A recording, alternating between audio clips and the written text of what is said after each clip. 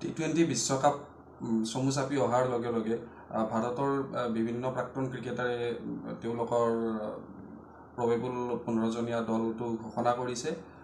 ভাৰতৰ প্ৰাক্তন middle order better CSKৰ হৈও খেলিছিলে, যি তেওঁ মুম্বাই ইণ্ডিয়ানছৰ হৈও খেলিছিলে। তেওঁৰ নাম আম্বাতি ৰাইডু। আম্বাতি ৰাইডুৱে কাক কাক তেওঁৰ 15জনীয়া দলত স্থান দিছে আমি সেইটো আপোনালোকক জনাব বিচাৰিছোঁ। তেওঁ ৰোহিত শৰ্মাক কেপ্টেইন হিচাপত ৰাখিছে। ৰোহিত শৰ্মাৰ লগত তেওঁ ৰাখিছে যশস্বী জয়সৱালক অপেনিং হিচাপত। 3 নম্বৰত তেওঁ ৰাখিছে বিৰাট কোহলীক।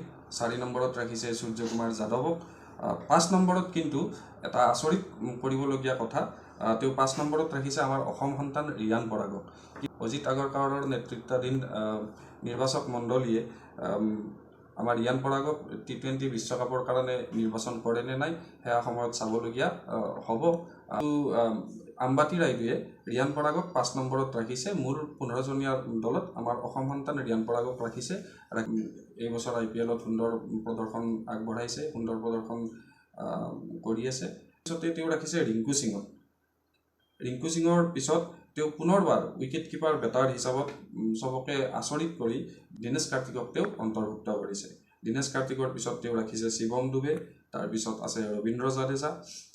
তেওঁ লগতে যুজবেন্দ্ৰ চেহেলকো দলত অন্তৰ্ভুক্ত কৰিছে। যুজবেন্দ্ৰ চেহেল আছে, আপোনাৰ কুলদীপ যাদৱ আছে। কুলদীপ যাদৱৰ পিছত তেওঁ জসপ্ৰীত বুমৰাহক ৰাখিছে, মহম্মদ সিৰাজকো তেওঁ ৰাখিছে, আৰ্শদীপ সিঙক ৰাখিছে আৰু লক্ষ্ণৌৰ নৱতম চাঞ্চল্য পেচাৰ মায়ংক যাদৱকো তেওঁ 15জনীয়া দলত ৰাখিছে।